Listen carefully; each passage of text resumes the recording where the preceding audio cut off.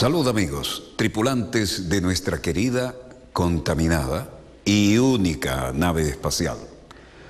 La misma que, desde la última vez que nos vimos por estos medios, ha dado otra vuelta sobre su eje imaginario y, por supuesto, vaya que sigue generando acontecimientos en pleno desarrollo. Y entre los últimos y más notorios, hay un cambio muy interesante, de la actitud de Washington hacia el jefe del gobierno israelí, el Bibi Netanyahu. Están hasta el gorro de Netanyahu y se lo están haciendo sentir. El personaje que ya fue catalogado por gallina, incapaz no solo de hacer una guerra, sino incapaz de hacer la paz, de llevar adelante iniciativas que le hemos puesto en bandeja, prácticamente le dijeron, para solucionar el tema con los palestinos. Ahora le han dicho algo más fuerte todavía, ¿no? No solo le dijeron gallina, le dijeron chicken shit. Parece que Washington definitivamente le tiró bola negra a Netanyahu.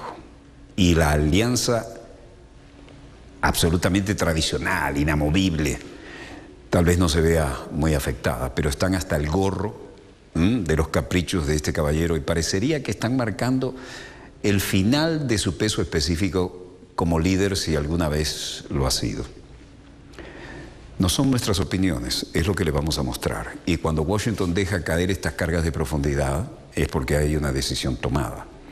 De manera que hoy vamos a comenzar, cuando no, con el eterno círculo vicioso donde el señor Netanyahu, y no es el único, no solo no quiere paz, sino que tampoco define la situación, no tiene el coraje de ir a una solución pacífica que le han puesto en bandeja varias veces, pero que siempre se ha comportado como el niño mimado, el niño malcriado de Washington. Parece que Washington dijo, hasta aquí llegamos.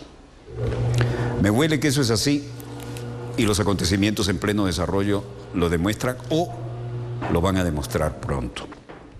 Hermosísima toma de Jerusalén, el templo de Al-Aqsa, la explanada de la mezquita, templo de la roca, tercer lugar más sagrado del Islam. Y para los judíos allí estuvo el templo de Salomón y ellos desearían volver a construirlo. Los sectores más ortodoxos están en esa línea.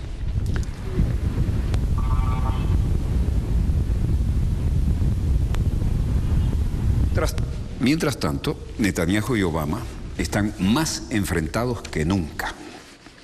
El Estado de Israel debe proteger 3 principios, dijo Reuven Rivlin, a ver si lo entendía Netanyahu, ¿no? El presidente israelí se lo ha dicho públicamente, Reuven Rivlin. El Estado de Israel debe proteger 3 principios. En primer lugar, las relaciones con Estados Unidos. Después, las relaciones de Estados Unidos. Y por último y no menos importante, las relaciones con Estados Unidos. Israel cerró la explanada de las mezquitas en Jerusalén, generó más tensión. Y aquí tenemos algunos de los personajes que han sido historia, ¿no? Israel le declara la guerra a Palestina con el cierre de la mezquita de Al-Aqsa. Yehuda Glick, importante figura de la ultraderecha de Estados Unidos y que estaba allí, fue noticia. Esto sería la representación del templo, ¿no? Lo que ellos quisieran volver a construir, donde ahora está la mezquita de Al-Aqsa, que es el tercer lugar más sagrado del Islam. Esa es una representación pictórica que tiene mucho significado, sobre todo para los ortodoxos. Yehuda Gluck dice, estamos aquí para expresar nuestra preocupación sobre la situación que está empeorando. Estamos comenzando el periodo del año que es sumos días de fiestas y más judíos quieren ir al monte del templo, están obligados a ir al monte del templo. Y 2000 años después de la destrucción del templo sagrado, estamos aquí de nuevo trayendo sobre nosotros la obligación, el mandato de Dios que nos ha dicho, hazme un templo para que yo habite en él en medio de la gente. El tercer templo. Bueno, ahora se habla de otra cosa más moderna, ¿no? Ese es un globo aerostático y esto que está colgado aquí es una cámara de altísima resolución para poder ver cómo están, sin necesidad de hacer volar helicópteros o aviones, cómo está la situación en el terreno cuando le dan con todo a los palestinos, ¿no? Y esto es una muestra más de lo que siempre vemos.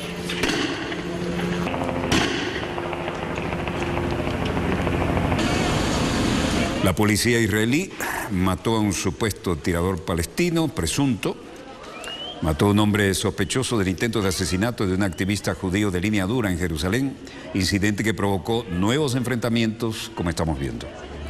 El miércoles por la noche, un hombre en una motocicleta disparó e hirió a Yehuda Glick durante una conferencia fomentando el acceso judío al lugar complejo en la cima de la colina, conocido por los judíos como el Monte del Templo y por los musulmanes como la explanada de las mezquitas, tercer más sagrado lugar del Islam. El pistolero se acercó a Glick, habló con él en hebreo con fuerte acento árabe y según Moshe Feiglin, un legislador del partido Likud, le disparó a quemarropa en 3 ocasiones y huyó del lugar. Hay quien dice que solo quedó herido. Glick, nacido en Estados Unidos, conocido activista partidario de aumentar el acceso de los judíos al lugar sagrado, permaneció hospitalizado en las últimas horas en estado grave, aunque algunos decían que lo habían matado. Apareció como siempre el vocero de la policía, Mickey Rosenfeld, un hombre bastante entrenado y telegénico, que lo usan como la cara más o menos suave de las declaraciones. Mucha sangre aquí, ¿no? Dijo que los agentes rodearon el domicilio del sospechoso en el este de Jerusalén a primera hora del jueves. Añadió que el sospechoso abrió fuego y los policías respondieron y lo mataron. El atacante fue identificado como Moates Hijazi, miliciano islámico liberado poco antes de prisión. Poco después de los disparos mortales a Hijazi, surgieron enfrentamientos en Abu Tor con palestinos lanzando piedras a los policías antimotines. Esta fuerza respondió con balas de goma para dispersar a los manifestantes. Los residentes se congregaron en las azoteas coreando cánticos pro-palestinas, mientras la policía establecía puestos para controlar la entrada y salida del barrio. Pero la sangre había sido derramada. Israel asegura que permite la libertad de oración en el monte, pero los palestinos afirman que el gobierno aumenta cada vez más, provocativamente y de manera unilateral, la zona dedicada a los fieles.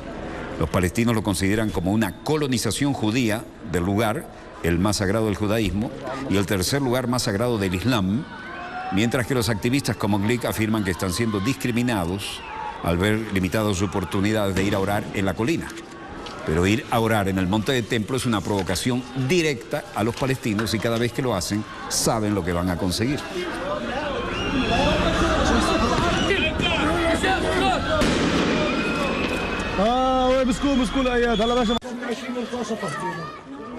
Como de costumbre, se acerca el viernes y ya desde el jueves crecen las tensiones, semana tras semana.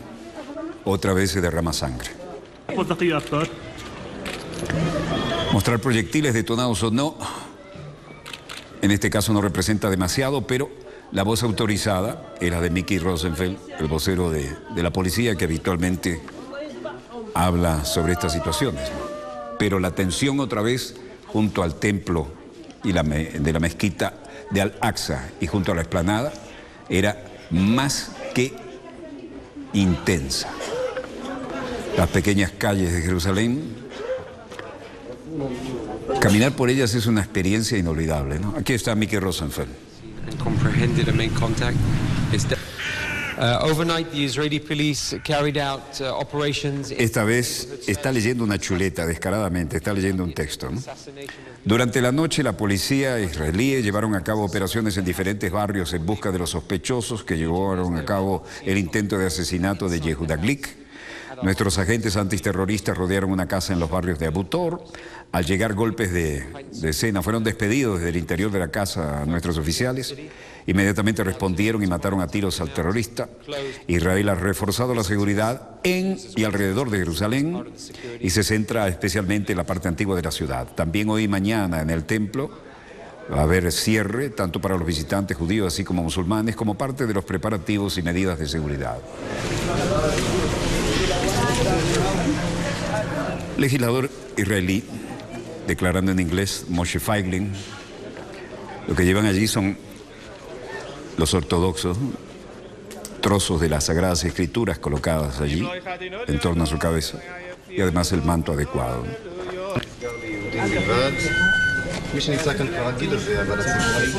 Moshe Feiglin decía,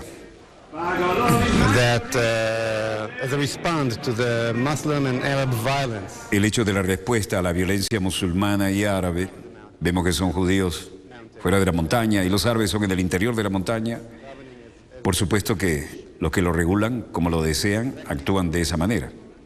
La razón por la que vemos más y más derramamiento de sangre es esta, debido a que los musulmanes entienden que reciben un premio cuando creen que logran atentar contra los judíos. Muy sectario todo esto. Bueno, aquí había otra vez un encontronazo a medida que se acerca el día sagrado. Las fuerzas de seguridad con equipos antimotines, medidas redobladas, la tensión flota en el aire, ¿no? Un familiar de un palestino detenido como sospechoso decía: ellos le han disparado y le han golpeado, han hecho lo que le ha dado gana. Después le botaron encima todo lo que tenían, desde agua hasta otras cosas, y rompieron incluso los suministros de agua y los depósitos de agua, que aquí es difícil de conseguir y que todo el mundo almacena, dado el racionamiento que hay para todos los servicios públicos.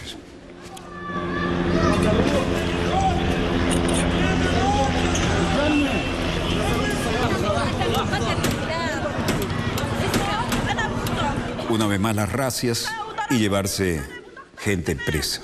Ellos lo golpearon, lo dispararon, arrojaron agua sobre él, rompieron el depósito de agua, rompieron todos los vidrios de la casa.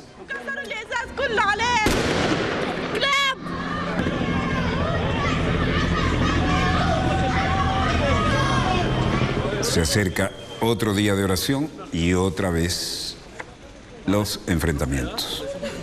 Nabil Abu Rainej, vocero de la autoridad palestina: condenamos y rechazamos la escalada israelí en Jerusalén y en los lugares sagrados. Tomaremos todas las medidas legales para hacer a Israel responsable y para poner fin a estos ataques repetidos, debido a que la continuación de la agresión israelí y la peligrosa escalada en que están provocará más violencia. El gobierno israelí es el responsable de esto.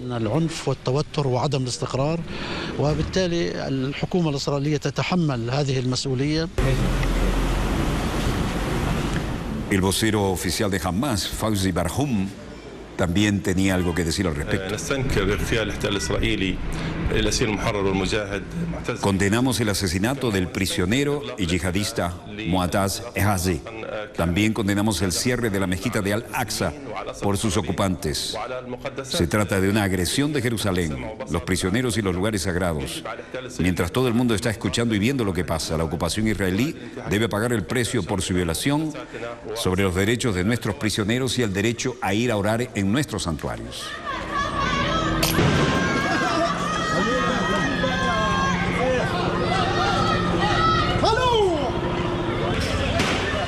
Netanyahu, que está cada día más arrinconado y con cada vez menos apoyo, casi cero apoyo, diríamos, de parte de Estados Unidos para él y su gobierno, ya no sabe cómo salir del empantado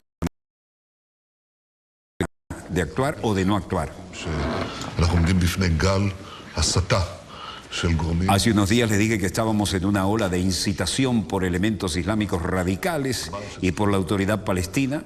El presidente Mahmoud Abbas, Abu Mazen, dijo el nombre de guerra, ¿no?, quien dijo que los judíos deben ser impedidos de ir hasta el monte del templo por cualquier medio posible.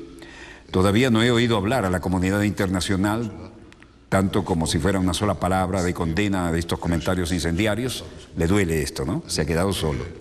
La comunidad internacional debe poner fin a su hipocresía y tomar medidas contra los incitadores, contra aquellos que tratan de cambiar el estatus. Mírenle las ojeras. Está solo. Estados Unidos le retiró la alfombra bajo los pies. Luego, Shawki Aliza, ministro palestino de Asuntos Sociales, también tenía algo que decir y lo decía desde el despacho de la Autoridad Nacional Palestina. ¿Qué está pasando en Jerusalén ahora? Por supuesto, va a haber una reacción por parte de las víctimas. Ellos entienden eso y quieren escalar más la situación. Creemos que la única manera de hacerlo es aplicar el derecho internacional, poner fin a la ocupación israelí ilegal. Esto va a resolver el problema porque tenemos que abordar la raíz del problema, a medida que el secretario general de las Naciones Unidas dijo que durante la agresión contra Gaza, la raíz de todos los problemas aquí es la ilegal ocupación israelí y las políticas israelíes.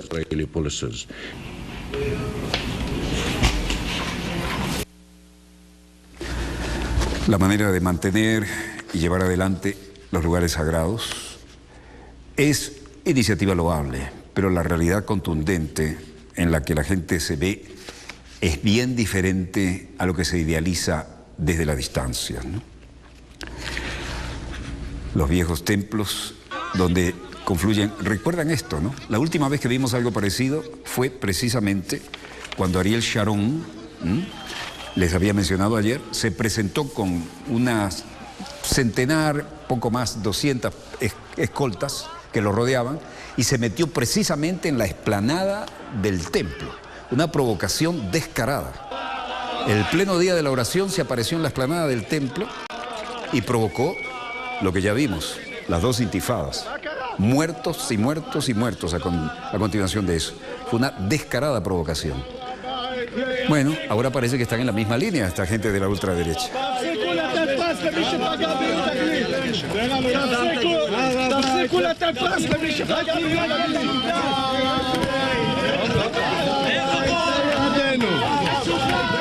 La puerta de Nablus o puerta de Damasco, un líder de los colonos israelíes, Baruch Marzel, decía: estamos aquí para decir que el gobierno de Israel ha fracasado.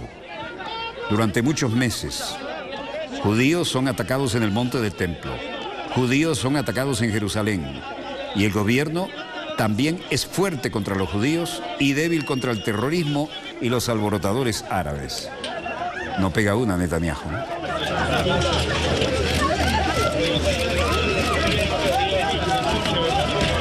Aquí actuaba bien la autoridad, los uniformados israelíes, porque la ultraderecha quería provocar descaradamente.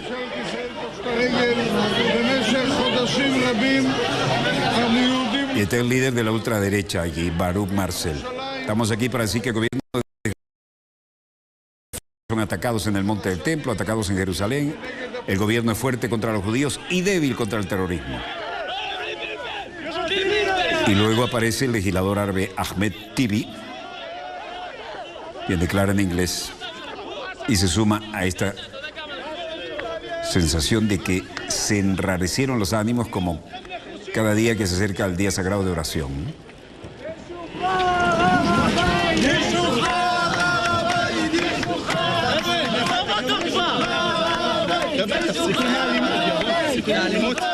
Esta vez, los judíos de la ultraderecha, los más conservadores, son los que provocan la reacción de las autoridades.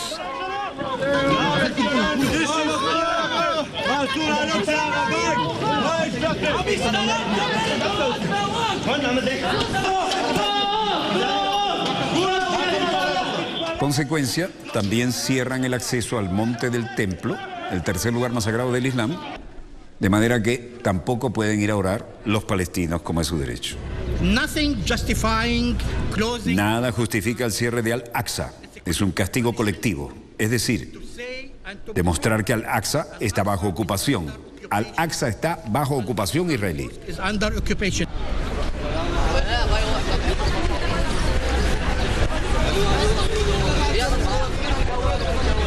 Se suma a todo el desprestigio del gobierno de Netanyahu que Suecia es el primer, ya habíamos informado de esto, pero se confirma, primer país europeo que reconoce al Estado palestino, y se supone que detrás de esto venga más. Bueno, esta es una de las 4 puertas habitualmente más o menos abiertas, ¿no?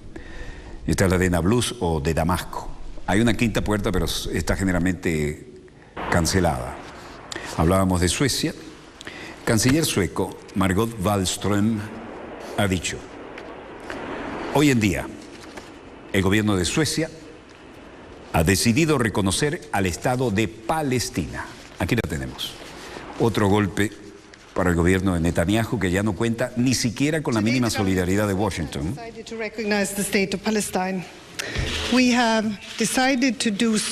Hemos decidido hacerlo así sobre la base del hecho de que los criterios del derecho internacional se deben cumplir. No es un territorio, un pueblo, un gobierno. Tienen que tener eso. Bueno, a causa de la situación sobre el terreno, hemos visto un aumento de la violencia y en los asentamientos en Jerusalén y en Cisjordania. Y hemos visto en 6 años 3 guerras en Gaza. Hemos visto también una radicalización de muchos jóvenes que realmente tienen solo 2 opciones. O bien aceptan la situación tal como es y se resignan, o toman métodos violentos y creemos que este es el apoyo a un proceso de paz y negociación.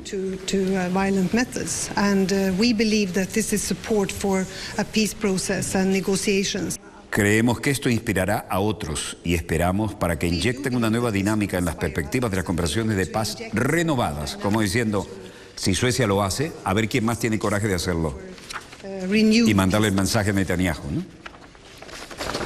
Y hay señales de esto, no hay duda.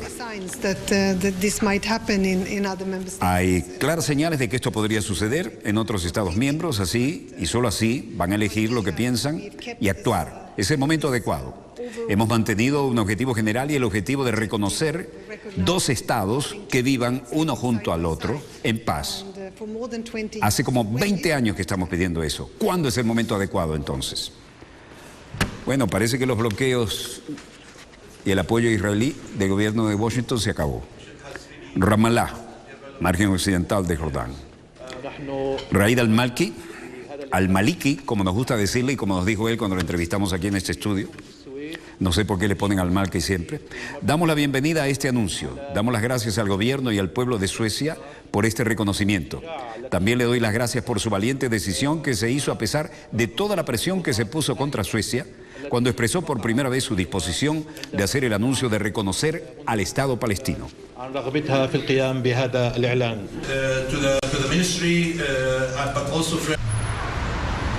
Y esto es Ginebra, Suiza. Los crímenes de guerra en Gaza llegan a las Naciones Unidas y a la Comisión Especial de Derechos Humanos. Flinterman dio declaraciones suficientemente interesantes.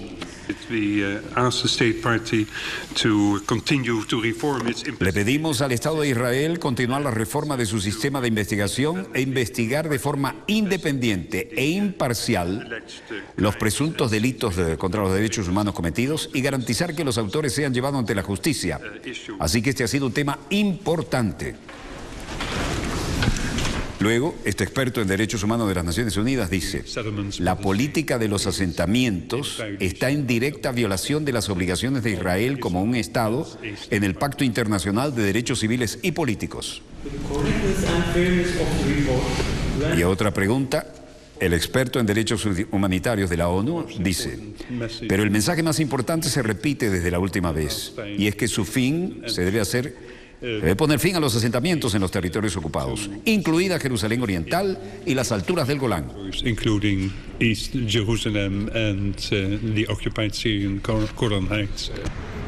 En suma, la Comisión de la ONU acusa a Israel de violar los derechos de los palestinos. Una vez más, reiteradamente, en forma sostenida.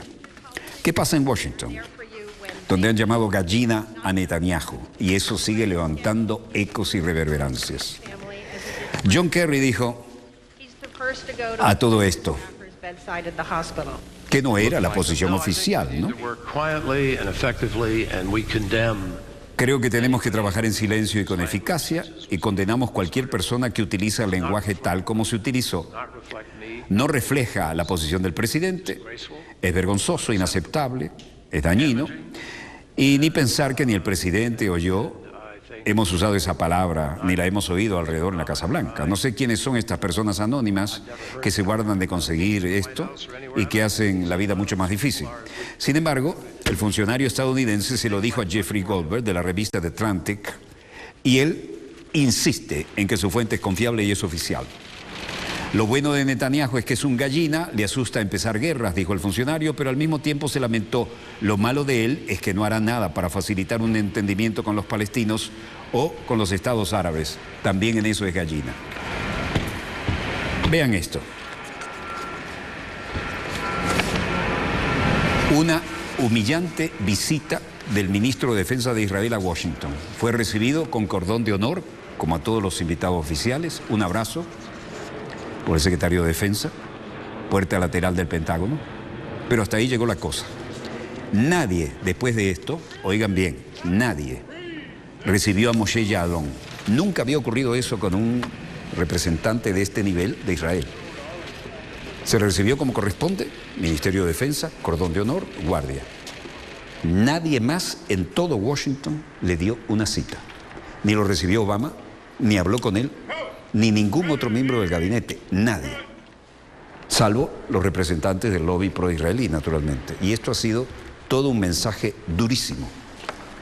No tiene precedentes. Un ejemplo, inmediatamente después. ¿Quién llegaba? Bueno, la ministra de Defensa de una nación europea, y el resultado fue que le pusieron la alfombra roja y la recibieron con todo lo que tenían. Pero al ministro de Defensa de Israel, nada. Esto era de Albania, imagínense ustedes.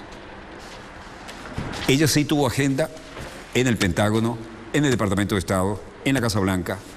Al ministro israelí no lo recibieron, ni en el Pentágono después de esto, ni le hicieron más contactos en los organismos de defensa o de inteligencia, ni en la Casa Blanca. Bueno, las cosas son todo un mensaje, pero no termina aquí.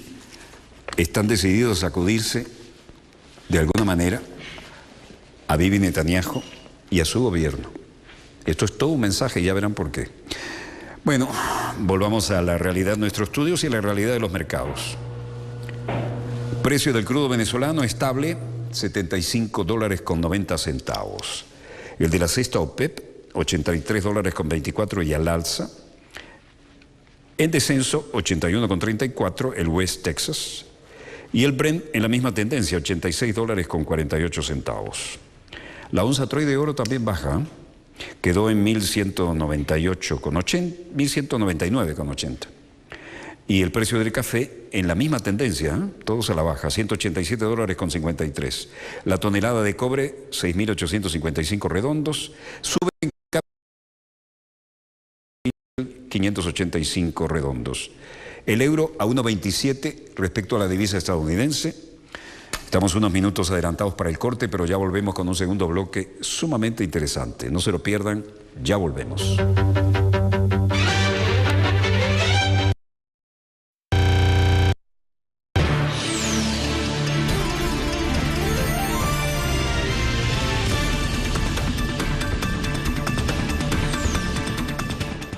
En este nuevo recorrido de MP3 Gira Latina, viajamos junto a Bayano a Trinidad y Tobago para conocer la diversidad de sus ritmos multiculturales.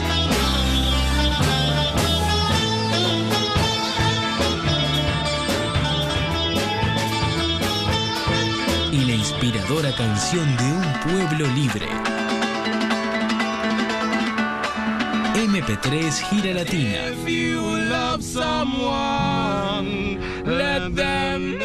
Este sábado, solo por Telesur. Más de 215 millones de personas viven fuera de sus países de nacimiento y más de 700 millones migran dentro de sus propios países.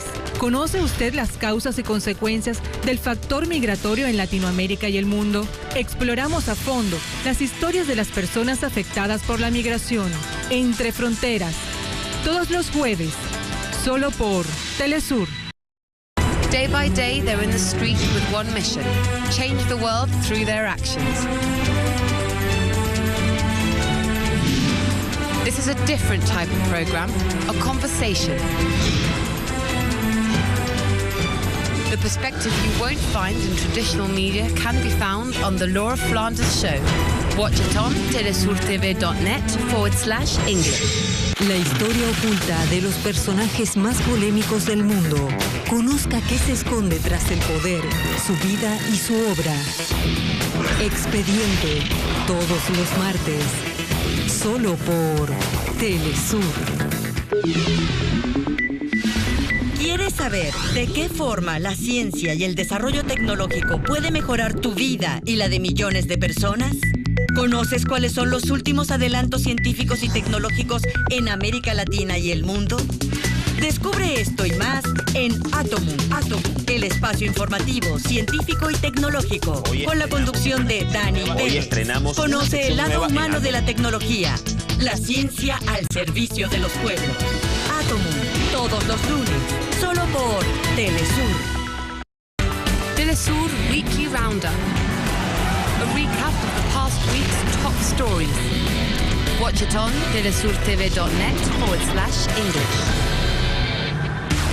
An insight into Africa today with Bill Fletcher. The Global African, only on telesurtv.net in English.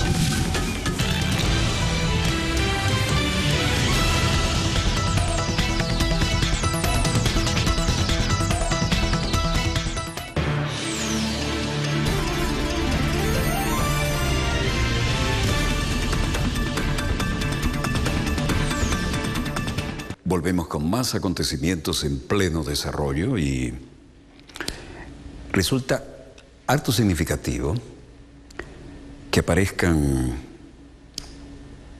aviones, patrullas, claro, en aguas internacionales, ¿no?, del lado de la Federación Rusa, pero cercando, sin violar, las áreas que son de soberanía de países miembros de la Organización del Tratado del Atlántico Norte. Pero más pintoresco además es que lo están haciendo no solo viejos símbolos del poderío aéreo de la época soviética, como un Tupolev, que es legendario porque es un bombardero estratégico, el avión más rápido del mundo, turbohélice, pero además con hélices contrarrotativas, un cuatrimotor. Hacía mucho tiempo que no lo veíamos volar. Pero además es un avión que produce tanto ruido que desde la época de la Guerra Fría se dice que los submarinos podían captarlo en el sonar volando ese avión y estando sumergidos, ¿no? Pero no es el único. Aparecieron también los modelos jets supersónicos. Esta muestra de músculo no sabemos a qué obedece, pero es evidente que es una muestra de músculo y alguien está marcando territorios, ¿no? Le vamos a mostrar algo de lo que apareció, por ejemplo, en zonas que antes eran tan sensibles como los mares cercanos a Noruega. No olvidemos que desde aquí han salido en épocas tremendamente tensas, no solo las grandes flotas de submarinos nucleares, sino las unidades de superficie, ¿no?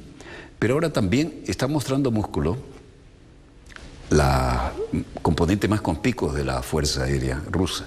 Si lo vemos desde el punto de vista del Polo Norte, observen que las distancias son bastante más pequeñas, ¿no?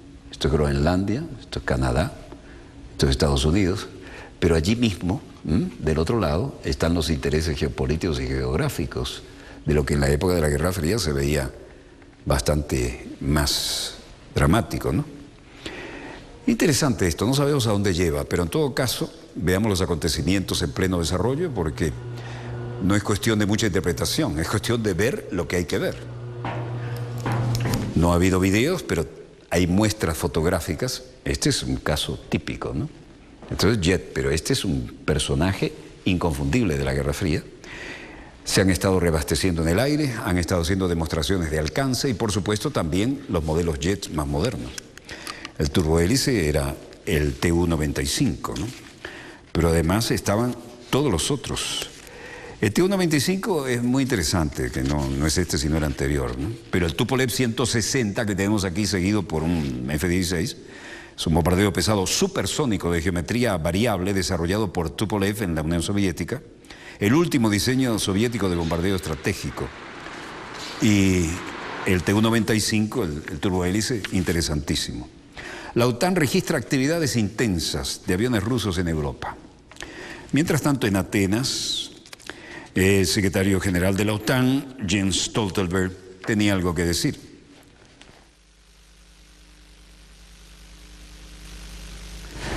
Las acciones de Rusia en Ucrania están en violación del derecho internacional.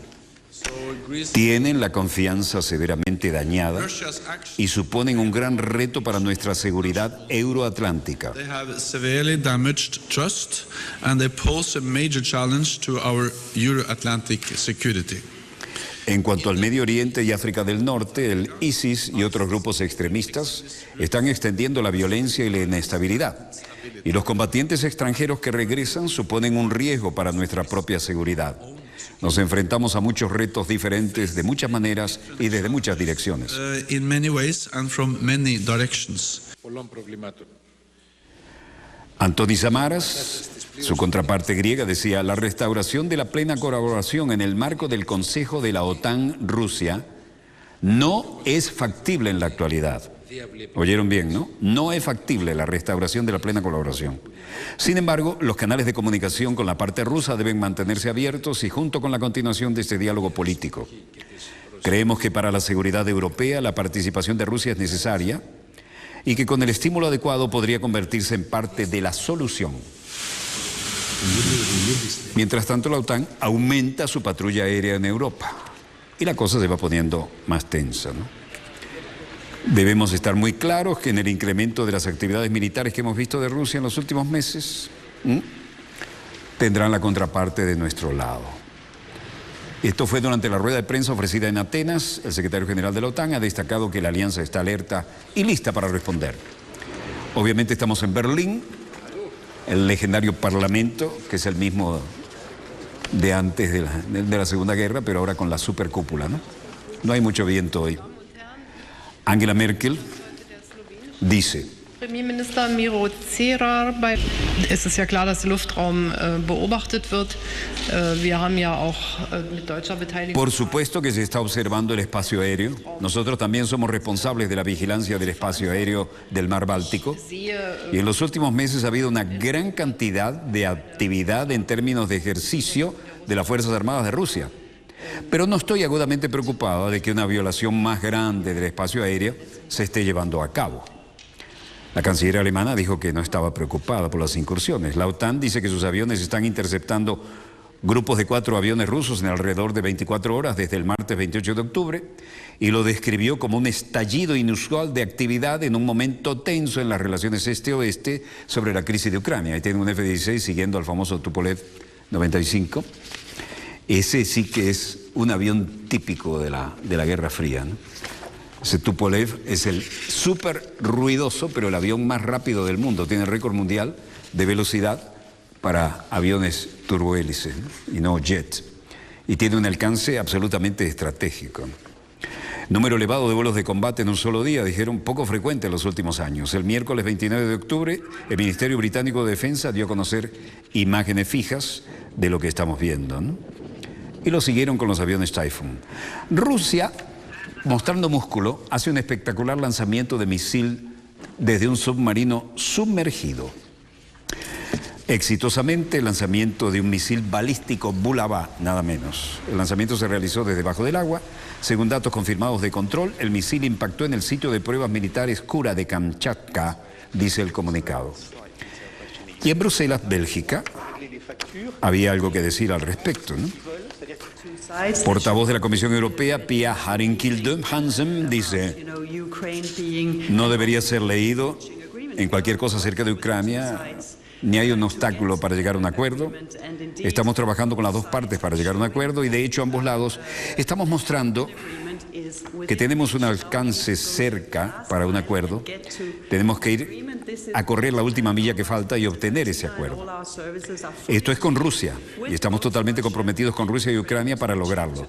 Así que no lean nada ni ninguna interpretaciones particulares. El problema tiene muchos puntos de vista y estamos cerca de un acuerdo y está a nuestro alcance.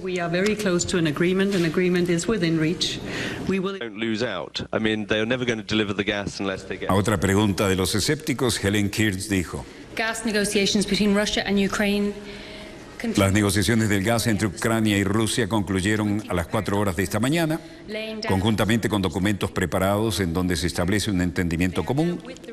Ahora están con los respectivos gobiernos de Moscú y Kiev para su aprobación y las consultas, incluso trilaterales, continúan y continuarán durante todo el día de hoy por el tiempo que sea necesario. Eso lo decía a primera hora de la mañana. Y ahora estamos en Kiev, Ucrania, y el primer ministro Arsenij Yatsenyuk con su cara de póker de siempre, decía: se firma el primer tramo de pago por el gas que se suministra en el pasado y que asciende a 1.450 millones de dólares. Será pagado dentro de la recta final en la línea de tiempo, lo más corto posible después del protocolo. El resto de la deuda, que asciende a 1.650 millones de dólares, se pagará antes de que finalice el año en curso.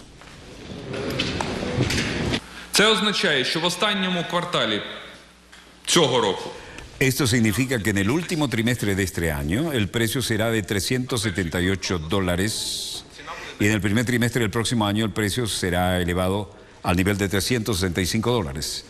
Se refería a las unidades con que se paga el combustible. Nosotros, junto con la Comisión Europea, llegamos a un acuerdo de que la Comisión Europea será el garante de los derechos satisfactorios de Rusia sobre un precio justo por los combustibles, incluso a través del mecanismo de compensación de aumento de precio. Si este precio no se corresponde con el protocolo trilateral firmado por la Unión Europea, Ucrania y los rusos, pero creemos que esto va a funcionar. не буде відповідати трьохсторонньому протоколу, підписаному між Європейським Союзом, Україною і росіянами. Yatsenyuk dijo que estaba listo para pagar las deudas previas por el suministro de gas inmediatamente después de que se firme el acuerdo. En Moscú, mientras tanto, ministro de Energía de Rusia, Alexander Novak. То есть все будущие поставки в зимний период должны оплачиваться до начала поставок. La posición de la parte rusa sobre el pago por adelantado se ha conservado. ¿Qué significa? Que todos los futuros suministros en el periodo de invierno deben ser pagados antes del inicio de los suministros, que es un mecanismo denominado prepago. Take or pay. Lo dijo en inglés. En nuestra opinión, siempre que la intención de la parte ucraniana y la finalización de los documentos que he nombrado en el futuro próximo funcionen, podríamos tener un acuerdo y los papeles podrían ser firmados. Hemos acordado que se podría hacer hoy o más tarde, cuando se finalicen los documentos que ya prácticamente están listos para la firma. Ucrania, entonces, y aquí se refleja en Moscú, promete prepago por el gas ruso y eso sería la solución del entredicho. En Bruselas, mientras tanto, el presidente de la Comisión Europea, José Manuel Durão Barroso, confirmaba el tema.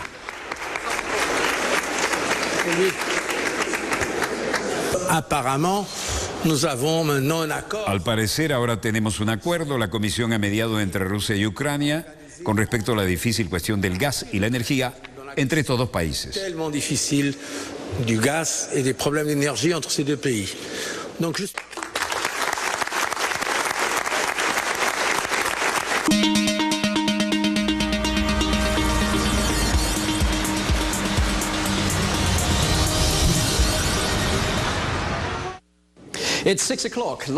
Interesante imagen, como ven, hasta del lado de RT aparece la amapola en la solapa, ¿no? Corresponsal Laura Smith decía para Rusia Hoy: creemos que hay un hueco en el mercado cuando sintonicen los programas de noticias en Gran Bretaña, el canal 4 de noticias, las noticias a las 10, que básicamente se ven el mismo line-up. Esta es la nueva ofensiva mediática de Rusia RT en el mercado británico. RT UK, United Kingdom, un canal de noticias único para el público británico. Se lanzó este jueves y más del 90% de los hogares británicos podrá ver el canal RT UK. Y la cadena acercará a millones de telespectadores del país los conocimientos internacionales más destacados de la actualidad, centrándose en los asuntos que más preocupan a los británicos. Están convencidos de que tienen cuenta regresiva para la primera señal.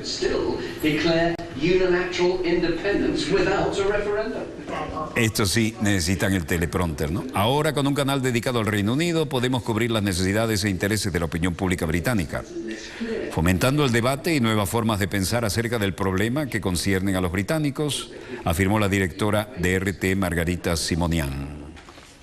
Contarán, entre otros, con el analista financiero Max Kaiser, presentador del programa Kaiser Report, presentador de noticias Bill Dodd, la corresponsal Polly Boyko y el periodista presentador Afshin Ratanze. Como ven, La influencia a través de los medios audiovisuales de comunicación en un mundo interconectado está a la orden del día. La directora dice que la programación se transmitirá desde los estudios de Londres, ubicados a tan solo unos minutos del Tribunal Supremo del Reino Unido y del Palacio de Westminster. Será, aplica Ratansi, la única gran cadena de noticias del Reino Unido con una sede cerca de las esferas del poder. La red televisiva RT incluye 3 canales de noticias que emiten 24 horas al día desde Moscú para más de 100 países del mundo, en español, en inglés y árabe, así como un canal RT América que transmite desde sus propios estudios en Washington. Esto parece una ofensiva interesantísima en busca de un gran nicho en el mercado de habla inglesa. Y ofrece material exclusivo a cadenas de todo el mundo. Asimismo, RT estará al alcance de más de 700 millones de televidentes en todo el mundo.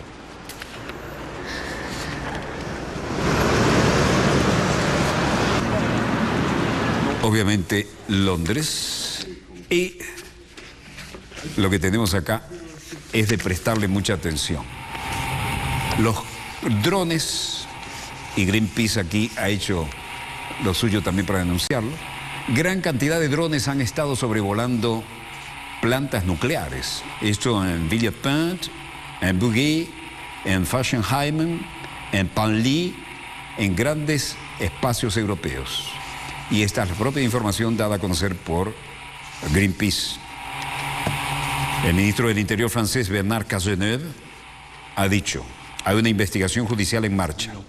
Hay medidas que se han tomado para saber y hay medidas que existen para neutralizar estos aviones no tripulados, pero no voy a detenerme en ellos ahora. Así que, naturalmente, la investigación está en curso.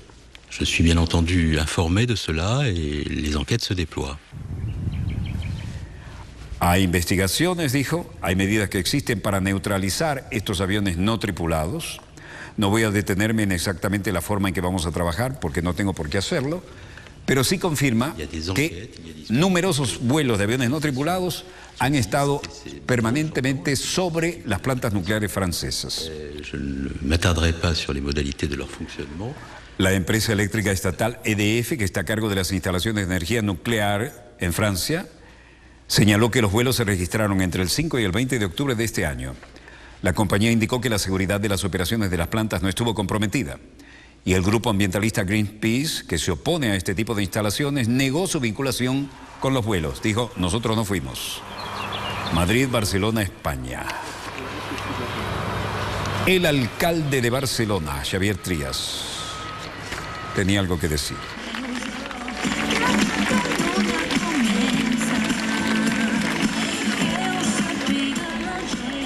Bandera de independencia que traían hasta los paracaidistas, ¿no? Mientras Rajoy estaba por allá.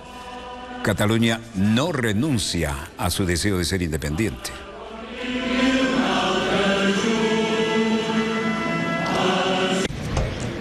Jo crec que nosaltres hem de vendre sempre la honestidad. Hablando como corresponde en catalán, Xavier Trias, alcalde de Barcelona, dice: debemos mostrar nuestra honestidad, cómo dibujamos nuestro camino y cómo seguir adelante.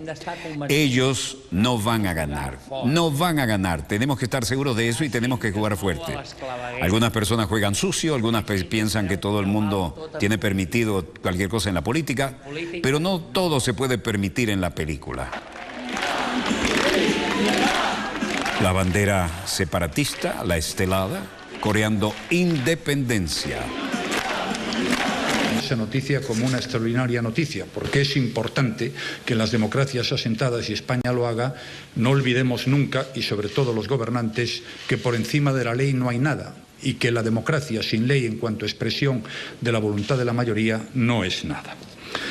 Artur Mas no le sorprende la decisión del Consejo de Estado y sigue adelante con el 9N. El presidente catalán Artur Mas ha confirmado este jueves que está de todo menos sorprendido ante la decisión del Consejo de Estado de apoyar la impugnación del 9N, aunque ha abogado por seguir adelante con la nueva consulta a la espera de que se materialice la impugnación de gobierno y ver sus argumentos. ¿Quiénes son los miembros de las mesas voluntarios?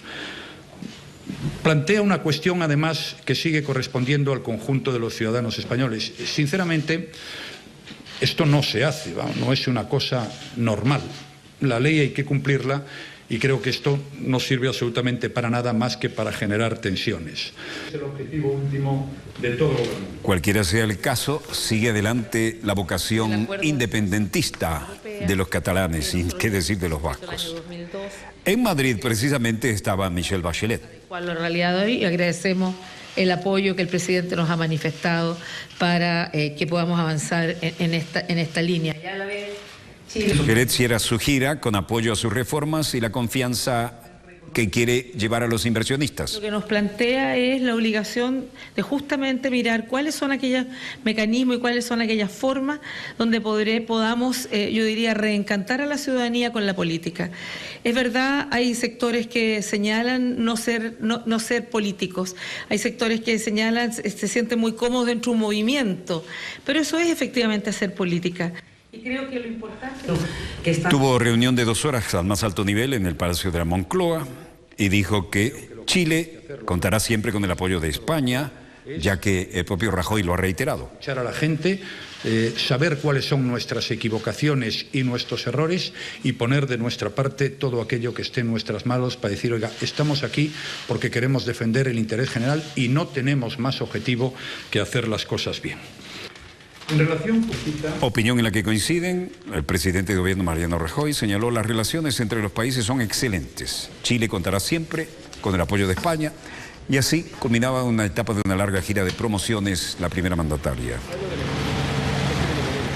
México, Cocula. Pero antes el gran Rolls Royce para la recepción de alto nivel a la mandataria chilena, por supuesto, a partir de un confite aquí. Saludo, por favor. Bachelet declaró hoy que se marcha de España con la impresión optimista de que ha sido una visita de Estado extraordinariamente fructífera que permitirá profundizar más las relaciones entre ambos países y está convencida de haber logrado los objetivos de traer nuevos capitales hacia su país, obtener el respaldo internacional a sus reformas y lograr el apoyo de Madrid y Berlín en la ampliación del acuerdo con la Unión Europea.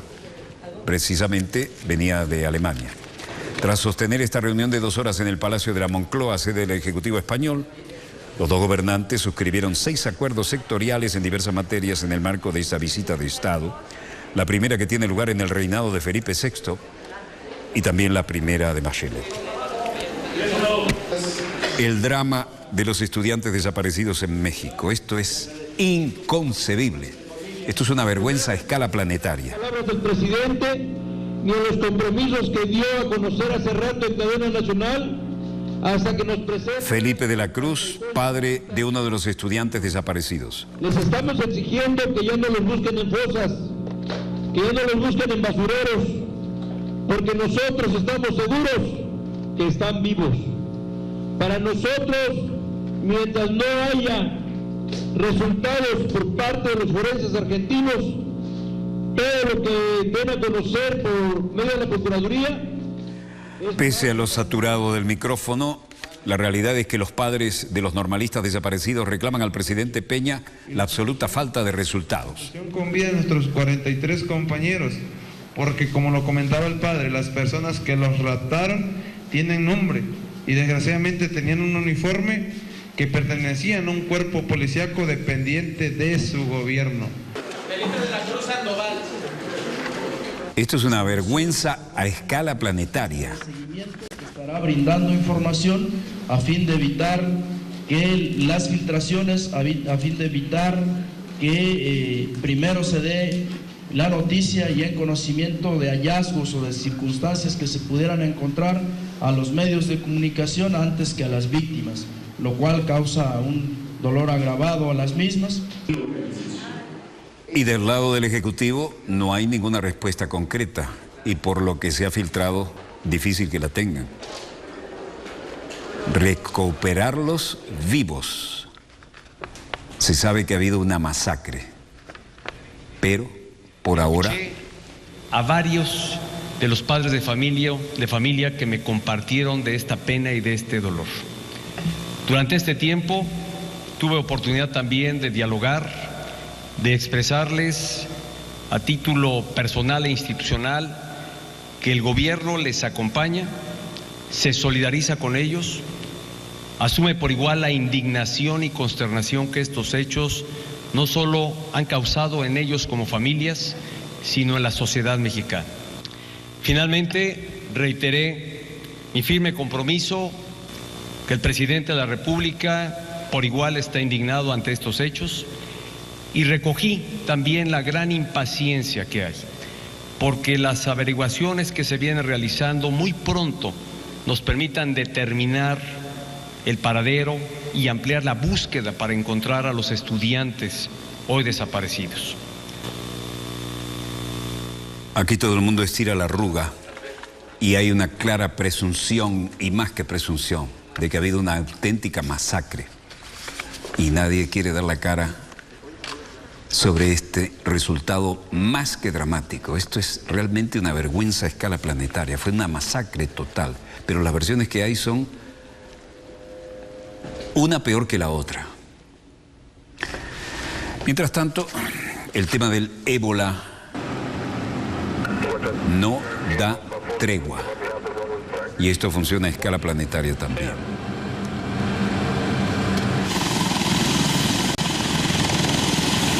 Ahí tienen un Osprey, el fabricante de viudas, como le llaman, ¿no? El Victor 22. No hay en este momento una difícil situación para cualquiera de los que estén allí tratando de buscar restos y tratando de ver dónde pueden estar los cadáveres, ¿no? La situación es más que dramática y no hay posibilidad de que esto vaya a tener una lectura diferente. Mientras tanto, el tema del ébola flamea también sobre todos los puntos focales. Venga la ayuda por avión, venga la ayuda por barco, venga la ayuda por donde venga, todo está resultando poco. Pero el Departamento de Defensa de Estados Unidos estaría implicado en la creación del brote de ébola, dice un artículo dado a conocer por RT. El analista geopolítico recuerda la información divulgada en agosto, ojo, por el canal de televisión estadounidense Fox News, de que 2 ciudadanos estadounidenses se contagiaron de ébola en África y consiguieron curarse gracias a una nueva medicina experimental. Y el informe también señalaba que este fármaco fue desarrollado por el Ministerio de Defensa de Estados Unidos durante uno de los muchos experimentos, entre comillas, que nunca antes se habían aplicado en seres humanos. Anteriormente se reveló que la investigación del virus del ébola fue llevado a cabo por la empresa Tecmira, que en el 2010 firmó un contrato, oigan bien, con el Departamento de Defensa de Estados Unidos por un valor de $140 millones para el estudio del ébola y el desarrollo de medicamentos para combatirlo. Al poco tiempo, esta compañía se reunió en cuanto a sus altos ejecutivos. Esto lo acabamos de recibir, ¿no?